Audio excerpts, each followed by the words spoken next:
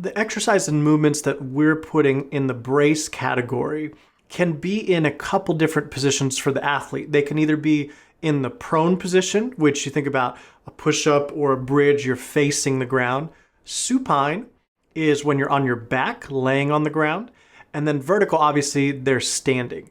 It's important to understand this and that exercises are important in each of these subcategories of the brace category because training all types of those three movements or positions that the athlete is in is going to help create a 3D training around the core. So if you're just focusing always in exercises that are in the prone position, you're missing out on how it changes when the athlete is in a supine or vertical position.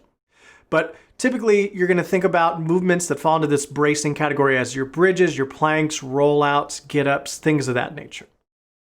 I specifically called it the brace category 2 and not core because I want you to think about it a little bit differently. Yes, we're engaging our core while we're doing all these exercises, and it's very important that the athlete can hopefully breathe while engaging as well. So if they can't, make sure you're working on them with that breathing, the belly breathing that we talked about, and then being able to take a gut punch while breathing to be able to create that tension. That's really important to put into practice when you're doing the bracing exercises. We talked about the three different kind of subcategories of prone, vertical, and supine. And again, that's so that we can work the core all the way around. That's really important for a swimmer too. If you think about it, they're floating around in the water. There's not a lot of hard, surface to be able to push off of except for the wall and the start. And so they have to create their own stability through the core.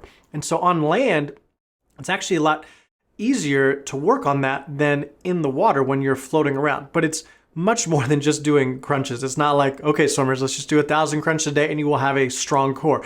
You may have a strong rectus abdominis, but that's not the most important muscle by any stretch when it comes to the core. For swimmers, successfully building core strength is going to equate to having strength through their kinetic chain, fingertips all the way down to toes, running through the core. And when they can do that, when they can transfer that force, that's when you really see the effects in the water.